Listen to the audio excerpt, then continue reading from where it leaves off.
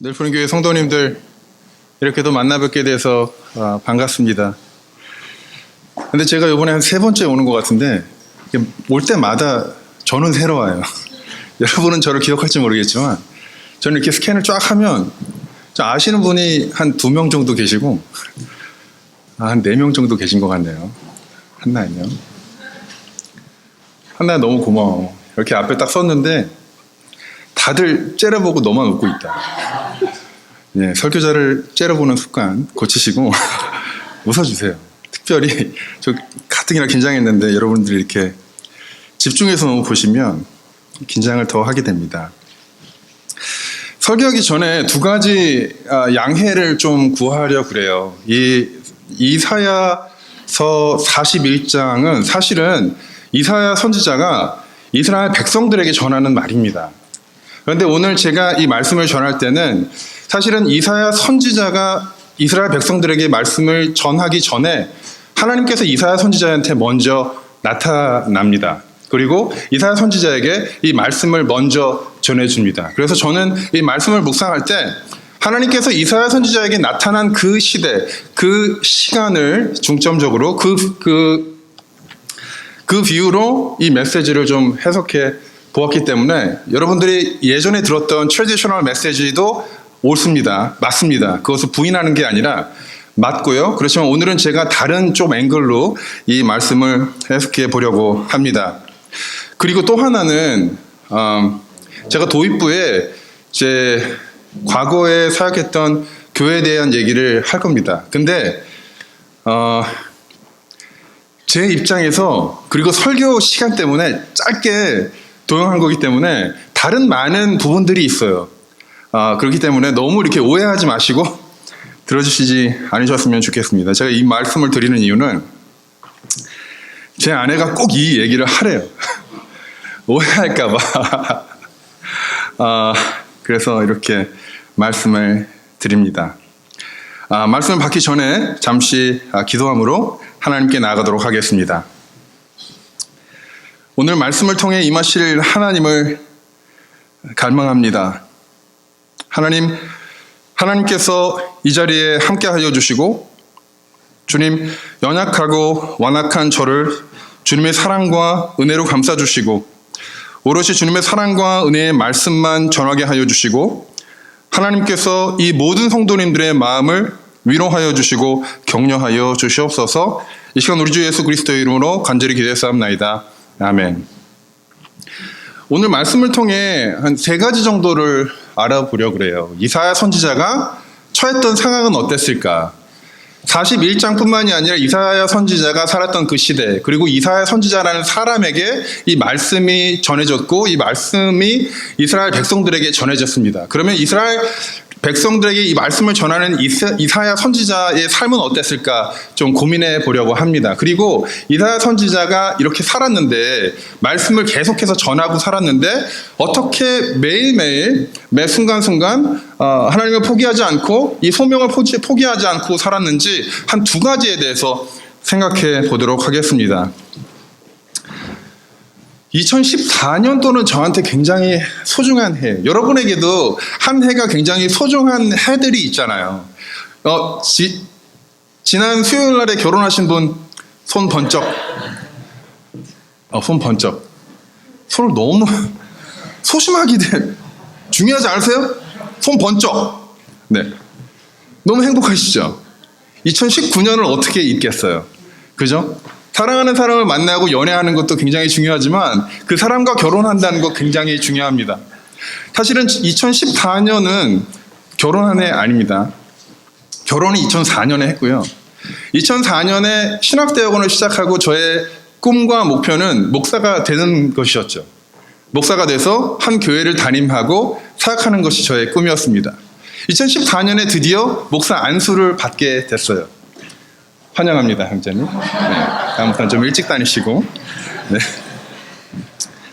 왜냐하면 제가 이렇게 하고 있는데 갑자기 뛰어들어오셔가지고 잘생기신 분이 흐름을 좀 목사가 됐어요. 목사가 된 해기도 하고 저의 셋째인 주한이가 저는 아들이 4명입니다. 주영이, 원이, 한이, 민이. 네. 11살, 8살, 5살, 2살입니다. 셋째 주한이가 태어났어요. 주한이가 태어나면서 주한이를 바라보면서 하나님께서 새로운 일을 하시겠구나. 왜냐하면 제 첫째가 2008년에 태어났는데요. 첫째 주영이가 태어나서 첫 번째 사역지로 저를 옮기셨어요. 그래서 아이들이 날 때마다 하나님께서 새로운 챕터를 열어가시는 것을 경험했던 터라 하나님께서 또 새로운 일을 하실 수도 있겠다는 생각을 했습니다. 그런 생각을 하게 되자마자 하나님께서 소명을 주셔서 뉴욕에 있는 한 교회로 가게 됐어요. 뉴욕에 있는 한 교회의 영어권을 담당해서 그 교회로 가게 됐습니다. 그때 그 영어권 담당 목사로 가게 된 이제 한 달 정도의 뒤에 이제 목사로 안수를 받게 됐죠. 얼마나 기뻤겠어요. 얼마나 제가 하고 싶은 것들이 많고 제가 그 뉴욕 퀸즈에서 사역을 하게 됐는데요. 멀티 에트닉 쪽으로는 거의 황금어장이죠. 뭐 세계 모든 인구가 퀸즈에 모여있다고 해도 과언이 아닙니다. 그곳에서 썸머 캠프를 하고 그곳에서 전도를 하고 사람들과 같이 지내고 같이 밥을 먹고 전도를 하고 같이 자라나는 같이 살아가는 꿈을 꿨어요. 근데 막상 교회를 갔는데 상황이 조금 다른 거죠. 장로님들이 원하는 거랑 제가 원하는 거랑 조금 다르더라고요. 장로님들은 좀 영어권을 좀 키우고 자신의 자녀들을 좀 케어하고 자신의 자녀를 만나는 것에 집중을 두었다면 저는 그 돈을 가지고 그 돈과 시간을 가지고 하나님을 모르는 그렇죠. 남미에서 오신 미국에서 불법 이민자로 낙인 찍혔지만 그 친구들이 여기 와서 그 데일 레이버러라는 것이 있어요. 그분들이 나가는 장소가 있어요. 매일 아침 한 5시, 6시에 그 장소로 나갑니다. 그럼 그 장소로 나가서 그 빌더들이 있잖아요. 컨트랙터들이 있잖아요. 컨트랙터들이 밴을 가지고 쭉 돌아가면서 사람들을 뽑아서 그 건설하는 현장에 가서 하루 종일 일을 하게 됩니다. 매일매일 그런 일을 하시는 분들도 너무나 많이 있고요. 청소잡을 구하면 너무 좋은 잡이죠. 왜냐하면 청소는 그래도 일용직이 아니라 계속해서 일을 할 수 있기 때문에 그런 사람들과 같이 전도해서 같이 하나님 나라를 만들어갈 것을 생각했는데 그런 생각이 조금씩 다르면서 그리고 저도 사실은 전도하고 말씀을 전하고 그분들이 결혼을 하고 아이들을 낳잖아요. 그런데 돈이 없고 그렇기 때문에 사실은 어디 보내기가 참 힘들어요. 그래서 그 자녀들을 위해서 썸머 캠프를 하면 어떨까? 이런 얘기를 하면 꼭 돈 얘기를 하세요. 저희 교회가 아직 돈이 없어서. 근데 돈이 얼마 있는지 제가 잘 알고 있습니다. 그 돈이 얼마 필요하지도 않습니다. 그렇게 해서 조금씩 여러분도 알잖아요. 이렇게 조금씩 불신과 서로 원하는 게 다르다 보니까 한 1년 후에는 모든 화살이 저한테 다 오는 것이죠. 그때부터 장로님들과 권사님들 그리고 영어권 리더들도 저를 보는 시선들이 조금 달라졌습니다. 결국에는 얘기가 너무 기니까 결국에는 제가 너무 열심히 목회하려고 했고 사역하려고 했음에도 불구하고 결국에는 제가 사직서를 쓰고 나오게 됐어요. 2년 동안 사역했던 교회에서. 정말 열심히 하였고 정말 최선을 다했고 제가 여러분들뿐만이 아니라 제 사랑하는 저희 부모님과 제 사랑하는 사람 모두에게 당당하게 이야기할 수 있는 것은 매일매일 최선을 다해서 살았다는 것입니다. 매일매일 최선을 다했고 누구 부끄럽지 않게 정말 일주일에 아이들을 한 2, 3일 동안 정도밖에 못 보는 한이 있어도 최선을 다해서 교회를 섬기고 목회를 했다고 자부합니다. 그런데 제 마음대로 일이 풀리지 않았습니다. 이사야 선지자의 입장도 저의 입장과 그때 그 상황과 그 입장과 그렇게 다르지 않다고 생각합니다. 이 생각을 어디서 찾았냐면요. 로마서 10장 20절부터 21절에요. 이사야는 매우 담대하여 내가 나를 찾지 아니한 자들에게 찾은 바 되고 내게 묻지 아니한 자들에게 나타났노라 말하였고 이스라엘에 대하여 이르되 순종하지 아니하고 거슬러 말하는 백성에게 내가 종일 내 손을 벌렸노라 하였느니라. 이사야 선지자도 하나님께 소명을 받았을 때 하나님께서 나타나셔서 내가 가서 나의 말을, 나의 비전을, 나의 꿈을 이스라엘 백성들에게 전하라고 이야기했을 때 얼마나 가슴이 뜨거워졌겠어요. 막 새벽부터 일어나가지고 준비했겠죠. 기도함으로. 너무나 열정적으로. 그리고 말씀은 또 얼마나 잘 전했겠어요. 그 막 침 튀어가면서 눈에서 막 레이저가 나갈 정도로 말씀을 전하고, 근데 문제가 뭐냐면 그 말씀을 전하는데 이 말씀이 뭐라고 하냐면 거슬러 말하는 백성에게 종일 내 손을 벌렸더라. 순종하지 아니하고. 순종하지 아니하면 말을 안 듣는 거예요. 그 이스라엘 백성들의 삶이 어땠는지는 사실 자세하게 나와 있지 않습니다. 바쁘셨겠죠. 할 일이 많았겠죠. 더 중요한 일들이 많았겠죠. 망해가는 이스라엘 백성들, 하나님을 외면하고 내가 정말 열심히 하고 열심히 살아야 되는 일들이, 소중한 일들이 많았겠죠. 그런 사람들에게 이사야 선지자가 나아가서 회개하라. 하나님을 바라봐야 되고 하나님을 믿어야 되고 하나님을 신뢰해야 되고 하나님의 백성으로서 이렇게 살면 안 된다라고 얘기했을 때 제가 좀 바쁘거든요. 제가 직장에 가야 돼서, 제가 아이들을 봐야 돼서 수많은 변명들을 내려놓았을 것입니다. 매일매일, 매주, 매달, 매년 같은 일을 반복하였습니다. 이사야 선지자는 하나님을 사랑하였고 하나님께 충성하였습니다. 그 하나님의 말씀을 성실하게 하나님의 백성들에게 전하였습니다. 이 정도 되면 하나님께서 그 모든 사람들의 마음을 움직이셔서 회개하게 만드셔야 되는 거 아니에요? 요나 선지자는 원하지 않아서 갔는데도 그렇게 온 성이 뒤집어졌는데 이사야 선지자가 이렇게 매년 열심히 최선을 다해서 말씀을 전했는데 하나님께서 회개하게 만드셔야 되는 거 아니냐고. 하나님께 돌아와야 되지 않나요? 그런데 하나님의 백성들은 꿈쩍하지 않았어요. 그 말씀을 듣지 않았고 이사야 선지자를 무시했습니다. 결국 적의 침공을 코앞에 두고 있었고요. 멸망하기 바로 직전에 처했습니다. 솔직히 말하면 저야 뉴욕에서 사직서를 짰을 때 저는 가족한테만 미안했어요. 그죠? 아이가 3명이 있었지만, 아내가 있었지만 4명한테만 좀 미안했어요. 저희 부모님한테 죄송했습니다. 이사야 선지자는요, 한 나라를 책임지는 사람이었잖아요. 하나님께서 이 말씀을 전해서 한 나라를 구원하게 하시겠다, 한 나라를 회복하시겠다라고 이야기하셨는데 이사야 선지자의 마음은 어땠을까요? 이런 삶을 근근히 견디어내는 이사야의 마음은 어땠을까요? 여러분 같으면 어떠셨겠어요? 지긋지긋하고 결실도 없고 욕만 먹고 어쩌면 이사야의 지인들도 이제 그만해 라고 권면하였는지도 모르겠습니다. 아무도 듣지 않는데 왜 굳이 똑같은 일을, 왜 굳이 똑같은 시간에 나가서 이야기하는지 질문했을 것 같습니다. 그리고 자기 자신도 그런 자괴감이 들었겠죠.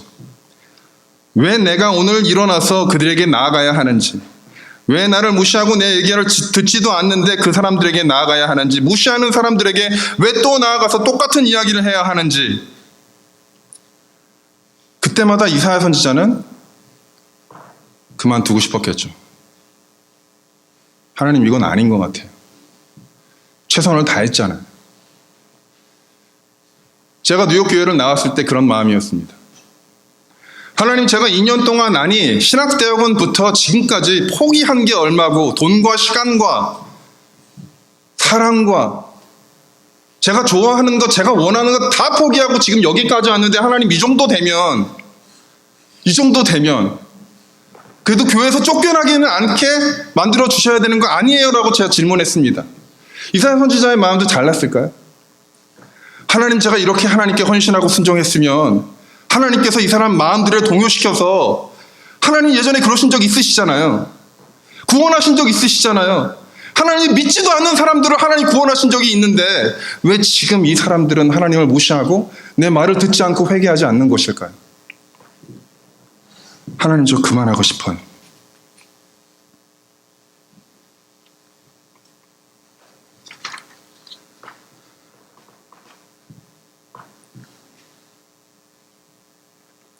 우리 삶은 어떤가요? 대학교만 가면 즐거운 삶이 열리겠거니라는 생각으로 앞만 보고 공부만 했는데 대학생활은 또 왜 이렇게 힘든지, 그렇고 대학에 와서 그렇게 원하던 연애는 하는데 왜 이렇게 연애도 힘든지, 뭐 일이 고민해야 될 것이 많은지, 또 직장 걱정은 왜 해야 하는지. 그래서 직장을 가지면 그래도 재정적으로나 삶이 많이 안정될 것 같았는데 왜 이렇게 직장에서 눈치를 봐야 하는지, 경쟁을 해야 하는지, 있는 그대로 봐줄 수는 없는지, 대학교 론은 왜 이렇게 줄질 않는지, 렌트비와 보험료와 공과금은 왜 이렇게 비싼지, 사랑하는 사람을 만나 결혼을 하면 나의 삶이 풍성해질 줄 알았는데 왜 이렇게 다르고, 왜 이렇게 이기적이고, 왜 이렇게 싸우고, 왜 이렇게 머리와 마음과 말이 따로 노는지. 이제 결혼하신 분 너무 죄송합니다. 또 넓은 집으로 이사 가야 되는데 이사 가서 좋아했더니 렌트비만 늘고 내야 될 세금과 공과금 점점 늘어만 가는지. 자녀를 낳으면 행복한 가정이 될 줄 알았는데 귀여운 시기도 잠시, 왜 이렇게 다이퍼가 비싸고 아기 용품은 비싼지, 그리고 애들은 왜 이렇게 잠을 안 자는지, 또 왜 이렇게 울고 맨날 침대로 기어 올라오는지, 말을 하는 것까지는 좋은데 왜 이렇게 말을 안 듣는지, 또 왜 이리 이기적인지, 왜 이리 부모의 마음을 몰라주는지. 저희 부모님이 항상 하시는 말씀이 있습니다.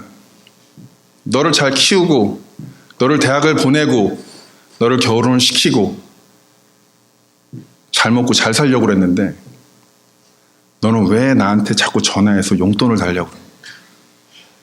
왜 이렇게 힘들다고 그래서 돈을 보내게 만드니? 용돈을 주기는커녕 왜 내가 너를 애프터 서비스까지 하게 만드니? 예전보다 더 고민이 많으시고 더 할 일이 많으시다고. 여러분들 어디쯤에 계신가요?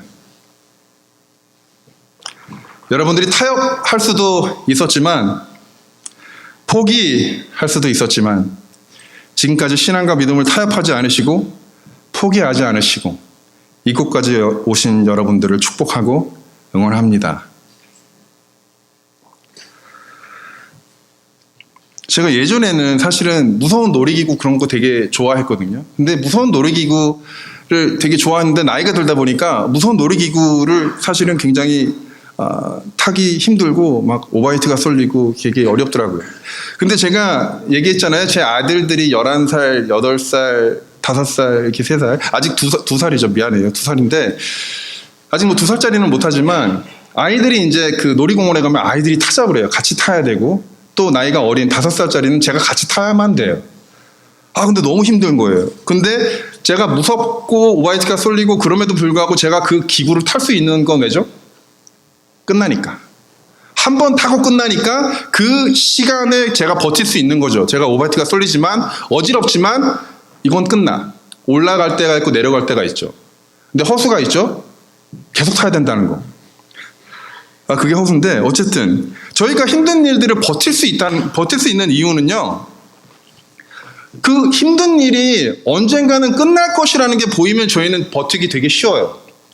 대학교 생활이 굉장히 힘들죠. 그렇지만 4년 후에 끝나죠. 고등학교도 되게 힘듭니다. 그렇지만 어떤 4년 후에, 그 여러분들이 지금 고등학생이 없으신 것 같은데 어쨌든 초등학교도 끝나고 중학교도 끝나고 이렇게 챕터마다 끝나는 시간이 정해져 있잖아요. 그래서 그 기간을 보고 사실 우리는 달려갈 때 좀 참을 수 있죠. 그래서 솔로몬도 이런 이야기를 하죠. 이 또한 지나가리라. 또 믿지 않는 사람들도 이 말을 굉장히 좋아하죠. 힘든 일이 있을 때마다 이 또한 지나가리라.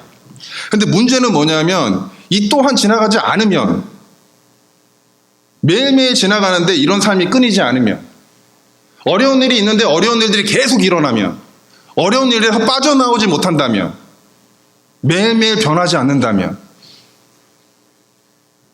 버티기 너무 힘들죠.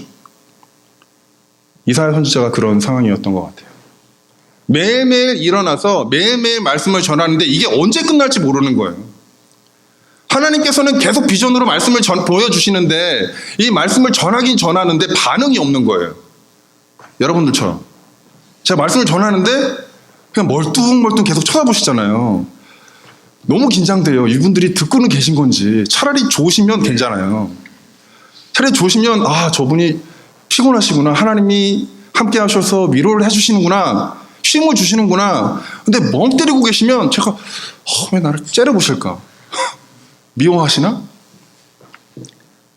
이사야 선지자의 마음도 별다르지 않았을 거라고 저는 생각을 합니다.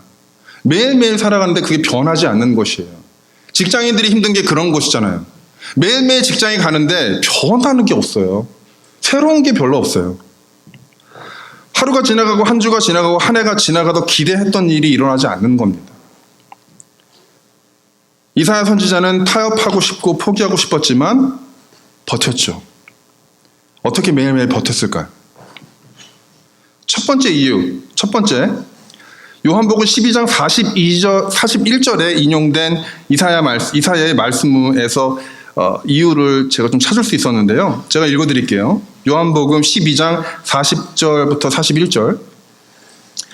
그들의 눈을 멀게 하시고 그들의 마음을 완고하게 하셨으니 이는 그들로 하여금 눈으로 보고 마음으로 깨닫고 돌이켜 내게 고침을 받지 못하게 하려 함이라 하였음이더라.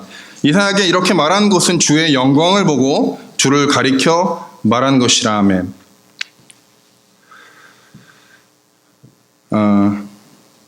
눈을 좀 감아주시고요. 제가 읽는 말을 잘 들어봐 주세요.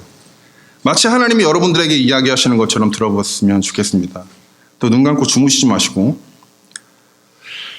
많이 힘들지? 많이 두렵지? 내가 알아. 두려워하지 마. 내가 너와 함께 있잖아. 너는 내가 전하라는 말을 전하는 거야. 그들이 거부하는 것은 내가 아니라 나야. 나 하나님이 너의 편이고 내가 모든 일을 계획하고 진행하고 있어. 넌 잘하고 있어. 힘내. 내가 옆에서 도울게. 아무도 너의 말을 듣지 않는 것 같아도 나는 너의 옆에서 너의 말을 듣고 있어. 힘들고 외로울 때 언제나 기대. 내가 버팀목이 되어줄게. 아니 포기하고 싶을 때 나에게 업혀. 내가 너를 업고 이 길을 걸어갈게. 내가 널 포기하지 않아. 잘하고 있어. 눈 뜨시면 됩니다. 이사야가 아무런 사역의 결실이 맺히지 않아도 버틸 수 있었던 것은 그때마다 하나님의 위로가 함께했고 하나님의 위로가 느껴지지 않을 때에도 하나님의 위로를 경험했던 것을 기억했기 때문입니다. 이사야뿐 아니라 수많은 시편의 저자들이 하나님의 자비와 긍휼을 기억한다고 찬양합니다. 이사야가 그리고 시편의 저자들이 매 순간순간 하나님의 위로를 경험했을까요? 그렇지 않았겠죠. 저희들이 기도할 때 예배 드릴 때마다 하나님을 경험하면 정말 너무 좋을 것 같아요. 여러분들이 무릎 꿇고 기도할 때마다 하나님의 영이 임하셔서 여러분들에게 눈물을 주시고 위로를 주시고 감동과 감격과 회복과 이런 것들을 주면 얼마나 좋겠어요. 그죠? 근데 그런 일들은 일어나지 않습니다. 일어나신 분들이 있으시다면 저한테 방법을 좀 가르쳐 주세요. 아들이 넷이라서 감동과 감격이 매일매일 필요합니다. 그럴 때마다 이사야 선지자가 기억했던 것은 하나님께서 나를 택하시고 내가 원해서 이 일을 하는 것이 아니라 하나님께서 나를 택하시고 내가 전하는 것은 내가 원하는 말을 하는 것이 아니라 하나님이 원하시는 말을 하는 것이고 나의 뒤에는 하나님이 든든하게 지키고 있기 때문에 내가 힘들고 어렵고 포기하고 싶더라도 하나님이 나를 지켜보니까 포기할 수 없는 것이죠. 제가 뉴욕 교회에서 나와서 한 1년 동안 우버를 했습니다. 우버를 하면서 제가 매일매일 든 생각은 내가 목사 같은 것 절대 하지 않으리라 생각하고 운전을 하고 집으로 돌아옵니다. 집으로 돌아왔을 때에 사랑하는 아내와 자녀들이 저에게 달려옵니다.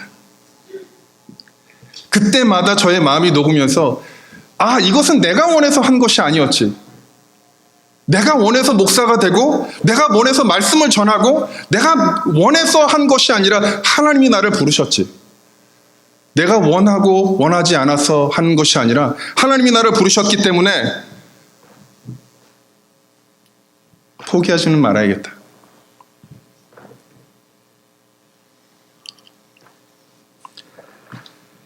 천지 창조 전부터 계셨던 하나님께서 야곱을 선택해서 하나님의 나라를 만드신 하나님께서 아브라함의 친구 되신 하나님께서 이사야 선지자를 선택하신 것을 이사야 선지자는 기억했습니다. 내가 너로 큰 민족을 세우고 내가 너에게 복을 주어 내 이름을 창대하게 하리니 너는 복을 될지라. 너를 축복하는 자에게는 내가 복을 내리고 너를 저주하는 자에게는 내가 저주하리니 땅의 모든 족속이 너로 말미암아 복을 얻을 것이니라. 하나님의 약속을 매일매일 상기하였을 것입니다. 그분의 성실하심과 그분의 열심과 그분이 포기하지 않았기 때문에, 그분이 포기하시지 않으시기 때문에 이사야 선지자도 포기하고 싶었지만 포기하지 않았고 타협하고 싶었지만 타협하지 않았습니다.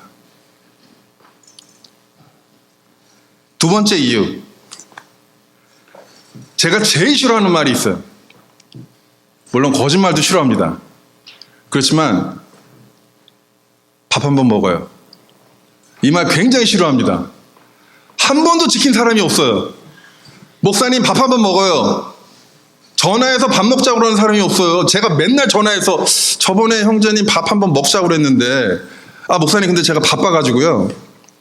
그럼 커피라도 목사님 왜 만나자고 그러세요? 아니 자기가 밥 먹자고 그래놓고서 자기가 밥 먹자고 그래놓고서 제가 전화하면 왜 전화하는 거예요? 밥 먹자고 해서 난 밥 먹자고 전화하는 건데 괜히 목사가 전화하면 내가 뭐 잘못했나? 목사님이 나를 순장을 시키려고 그러시나? 뭐 섬길 사람이 필요하신가? 그런 거 아니에요. 밥 먹고 싶은 거예요. 밥 먹고 얘기하고 커피 한 잔 마시고, 뭐 목사는 무슨 대단한 어젠다가 있어서 여러분을 만나는 게 아니죠. 그래서 이진택 목사님이 여러분들에게 전해서 만나자 그러면 그냥 편한 마음으로 만나세요. 그래서 편하게 이진택 목사님이 질문하시면 목사님 저 하기 싫어요. 얘기하셔도 괜찮아요. 사모님 죄송합니다. 밑에서 보고 계시면 용서해 주시고.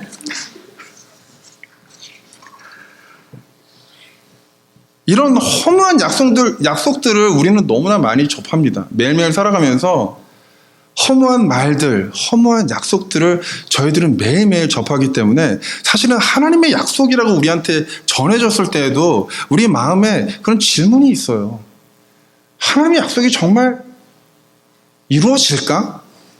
하나님이 나를 선택했다는 건 알겠는데, 하나님이 나를 구원하였다는 것은 알겠는데, 정말 내 삶을 통해서 하나님의 복이 내가 복이라고? 아니 내가 복인 거는 조금 접어두더라도 나를 통해서 뭐 하나님이 역사를 하시고 뭐 무슨 이런 하루하루 살아가기도 바빠 죽겠는데 그런 생각은 저만 드나요? 이사야 선지자가 하루하루 버틸 수 있었던 것은 하나님의 약속이 말뿐이 아니라 하나님이 그 약속을 성실하게 이행하셨던 분이라는 것을 알았기 때문입니다. 이사야 53장 2절부터 5절까지의 말씀을 제가 여러분들에게 읽어드리겠습니다. 하나님께서 이사야 선지자에게 내가 이스라엘 백성을 구원할 계획이 있어. 근데 구체적인 방법을 이사야에게 설명하는 부분입니다. 그는 주 앞에서 자라나기를 연한 쓴 같고 마른 땅에서 나온 뿌리 같아서 고운 모양도 없고 풍채도 없은즉 우리가 보기에 흠모할 만한 아름다운 것이 없도다. 그는 멸시를 받아 사람들에게 버림을 받았으며 간고를 많이 겪었으며 질고를 아는 자라. 마치 사람들이 그에게서 얼굴을 가리는 것 같이 멸시를 당하였고 우리도 그를 귀히 여기지 아니하였도다.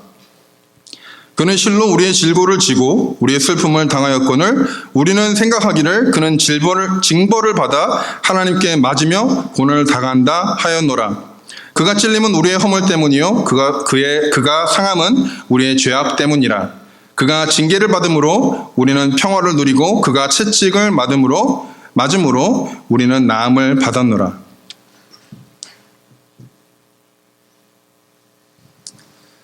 이사야 선지자가 하나님을 대면하면서 하나님, 이게 될까요? 이 백성들이 하나님을 바라볼까요? 이 사람들이 정말 회개할까요? 저는 아닌 것 같아요. 라고 이야기했을 때 하나님께서 네 말이 맞아. 이스라엘 백성들은 회개하지 않을 거야. 이스라엘 백성들은 자기 자신들이 방법을 강구해서 자신들의 힘으로 구원받을 수 없어. 네 말이 맞아. 아무리 이스라엘 백성들이 아무리 우리가 착하게 살아도 도저히 하나님의 인자하심에 닿을 수 없어.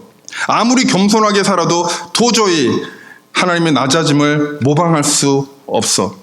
아무리 정의롭게 살아도 도저히 하나님의 공의를 따라가지 못해. 그러니까 내가 할게. 너희들이 못하니까 내가 할게. 하나님의 구체적인 구원 계획을 하나님께서 이사야 선지자를 통해서 알려주시는 것입니다. 인간의 죄는 인간이 씻을 수 없기에 하나님께서 메시아를 보내셔서 인간의 죄를 지우시고 죄의 대가, 즉 하나님의 진노를 한 몸에 받게 하실 것이라는 것을 이사야 선지자에게 그리고 이스라엘 백성들에게 이야기하시는 것이 내가 할 것이야. 지금 그 일이 일어나지 않는다고 해도 우리들의 삶을 바라봤을 때 왜 내 삶에서는 하나님의 구원과 역사, 성령의 역사가 일어나지 않는 거지? 라고 질문할지라도 하나님께서 이 시간에 여러분들에게 하시는 말은 내가 하고 있어. 내가 너의 삶을 들어서 지금 사용하고 있는 중이야. 그렇지만 우리가 원하는 시간에 우리가 원하는 대로가 아니라 나의 시간에 나의 방법으로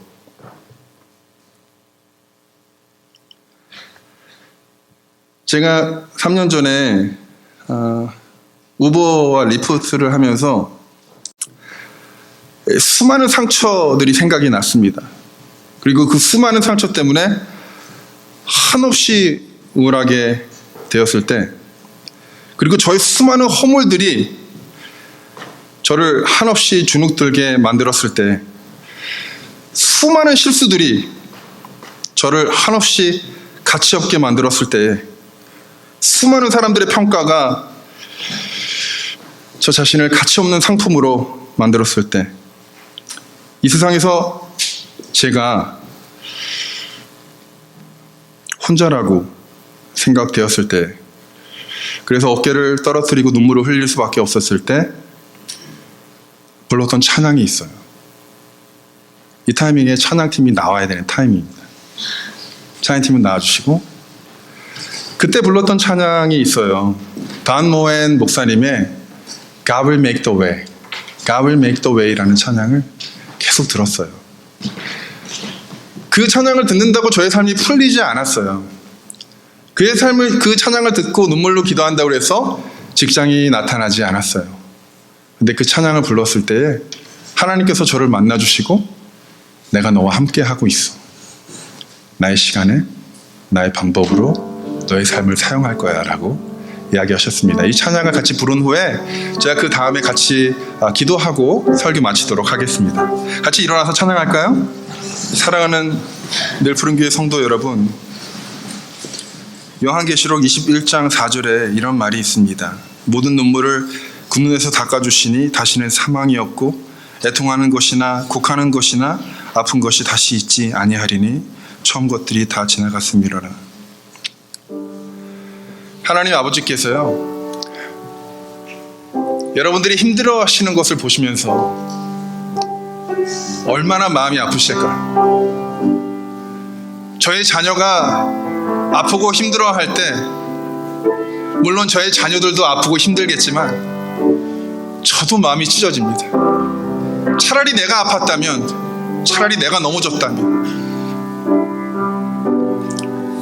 사랑하는 성도님께서 여러분들이 힘들 때 어려울 때 하나님께서 이사야 선지자를 만나시고 주신 이사야서 41장 10절을 기억하면서 여러분들의 눈물을 닦아주시길, 여러분들의 애통함을 들어주시길, 여러분의 아픈 곳을 치유하여 주시길, 그래서 여러분들의 삶이 좀 더 풍성하여지고 즐거움이 넘쳐서 좀 더 살만한 삶이 되길 주님의 이름으로 축복합니다.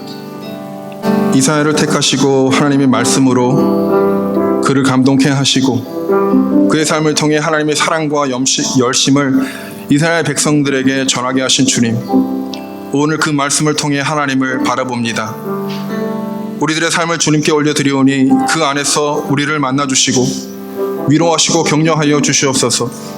주님의 약속을 상기시켜 주시며 예수 그리스도를 통해 이루신 구원을 기억하며 살아가게 하여 주시옵소서. 이렇게 살아갈 때 우리들의 삶이 조금 더 풍성하여지고 즐겁고 기쁨이 넘치게 하여 주시옵소서. 그래서 조금 더 살만한 삶이 되게 하여 주시옵소서. 이 시간 우리 주 예수 그리스도의 이름으로 기도했습니다. 아멘.